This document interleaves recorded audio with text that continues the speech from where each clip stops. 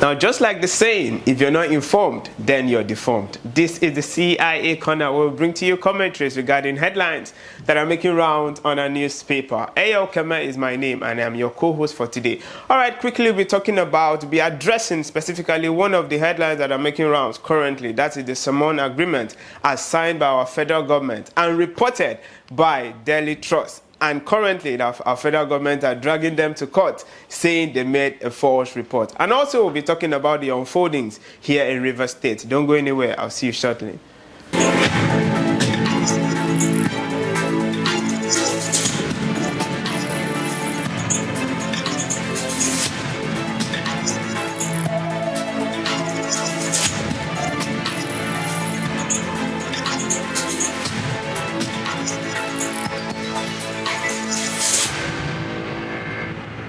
All right, you're welcome back from that quick break. Now, can remember 2023, the Salmon Bill, that is the LGBTQ. Some persons are saying LGBTQI, some are saying LGBTQA as the additions keep going. It was actually brought to our dearest nation, Nigeria, and 33 other countries, the African countries, actually rejected it. And now this bill, just like we know, gave approval to same-sex marriage, homosexuality, and the likes of it. Now, our current president, 2023, refused signing this bill. But it is quite funny because last month, on the 23rd of June, 2024, the bill was brought upon, and it was said that the federal government approved it.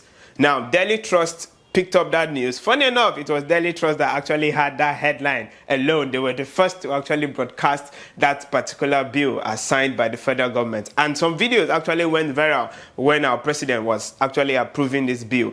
Most Nigerians are speculating that, okay, at 2023 we refuse signing this bill. Why are we now signing it out now? But that was not the case, as a response by the Minister of Information, Mohammed Idris, when he was addressing the media house regarding this bill. He said that the bill, as at the 150 billion naira bill that we are seeing, only has to do with the economy, the improvement of the economy, that the bill doesn't have anything. They only sign, from his words, they only sign a part of the bill. That the part of the bill is only to help Nigerians' economy and not to support the same-sex marriage. That's the LGBTQ that most persons are saying. And the hashtag, the Salmon Bill, is not to encourage same-sex marriage in Nigeria. Some religious body, just like I earlier said, some religious body had taken it to the floor that why would federal government come out to sign such a bill? But that is not what they are saying, as reported by Daily Trust. So as of today, federal government are taking it to their heels and saying that they are dragging Daily Trust to court because they gave a false report. Because the report as are presented to the general public, and we know here in Nigeria, false news literally flies a lot compared to the little gist we have around. We can remember when our president mistakenly slipped, just like what most Nigerians are saying. In his own words, he did his tobale as a Yoruba boy. He actually did his tobale, and he went viral. Just like what the president said in his words exactly. Earlier this afternoon, I had a swagger, and it's all over the social media. So this is Nigeria. Every single thing literally goes viral, especially when it has to do with when it has to do with information like violence, like the slip from what our president had during the Democracy Day. So here in this country, news like this should actually be put into consideration before allowing it to see the light of day. Now, this particular news has actually gone viral. Videos of it are everywhere, that Nigerians have actually approved the same-sex marriage. But let's clear the air, because the federal government are saying that the bill they signed is only to help Nigerians' economy, because we are going through a lot. Now, the more reasons why Nigerians are more interested in this bill, and it still looks as if the story, though, is not yet clear, because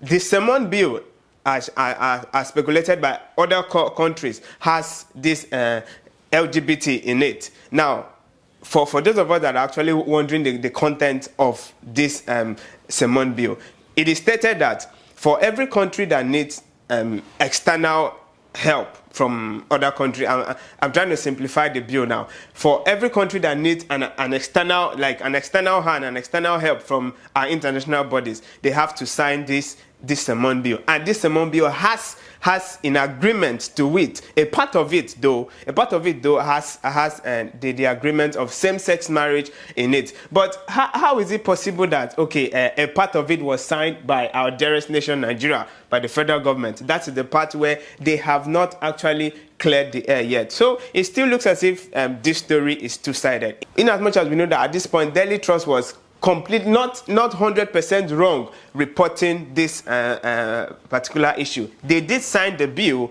but it was just a part of it. So for every single Nigerian that are still speculating, and most Nigerians are very happy that finally they are going to overhead on the social media that finally they are going to release Bobrisky, because it is now legalized to have the brotherhood here in our dearest nation, Nigeria. But that's not just the case regarding this matter, because Daily Trust are on their way to court with the federal government to explain themselves and give reasons why they actually brought out that particular story. And one other thing that Nigerians are asking, Daily Trust is a big media platform. Why would they bring out, in quote, an information where they are not certain? So at this point, we're asking, how are we sure that this bill doesn't have a part of it that the federal government are yet to tell Nigerians? We know that we are going through a lot as a nation.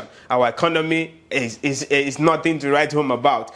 Could it be the reason why Nigerians stood so low amongst all the 34 countries in Africa that rejected this bill? Why would Nigeria stood so low to actually sign even a part of the bill? Because we know that the bill has two sections, A and B, and they said they signed the B part. So at this point, just as Nigerians, we are watching and hoping that another thing does not unfold regarding this particular bill. All right, now that's all we have for you regarding the Sermon bill. Now, before we go, let's really talk about what's happening here in Rivers State. The tussle for power still continues. Here in Rivers State, just like we know, for the space of 1 month, Rivers State has been making rounds on every single headline. Now the pro-Wike assembly, as led by the former House Speaker, Martins Emewele, has actually presented it. You know, they actually won a few days ago, the Court of Appeal actually pleaded to their favor. And now Martins Emewele and his crew are actually asking Sim Fubara, the governor of Rivers State, to present